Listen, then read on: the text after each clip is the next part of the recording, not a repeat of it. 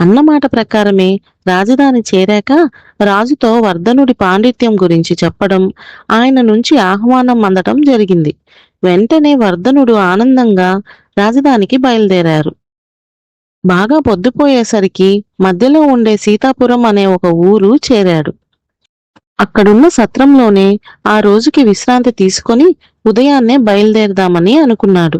రాత్రి భోజనం సమయంలో పూటకూళ్ళమ్మతో మాటలు కలిశాయి. తాను ఏ పని మీద రాజధాని వెళ్తున్నాడో చెప్పాడు. బాబు, నీకు పుణ్యం ఉంటుంది. ఈ గ్రామంలో కూడా జయవంతుడనే ఒక మహా పండితుడున్నాడు.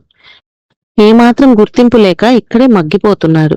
కాస్త పెద్ద మనసుతో అతడి గురించి రాజుగారితో చెప్పు.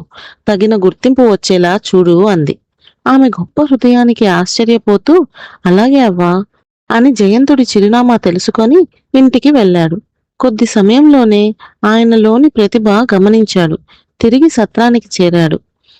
మరుసటి రోజు ఉదయమే వర్ధనుడు రాజధానికి చేరి రాజును కలిశాక, ప్రభు, మీ ఆస్థాన పండితుడి వల్ల నాకు మీ చేతుల మీదుగా సత్కారం అందుకునే అదృష్టం దక్కింది. అందుకు మీకు కృతజ్ఞుడిని. అయితే నాదొక మనవి. ప్రయాణం మధ్యలో ఒక కుగ్రామంలో జయంతుడు అనే పండితుడిని కలిశాను. ఆయన నాకంటే ప్రతిభ ఉన్నవారిగా అనిపించింది. మీకు అభ్యంతరం లేకపోతే నాకంటే ముందుగా ఆయనకు సన్మానం చేయగలరు అని విన్నవించుకున్నాడు. జయసింహుడు నవ్వి భటులను పంపించి జయవంతుడిని ఆస్థానానికి రప్పించాడు.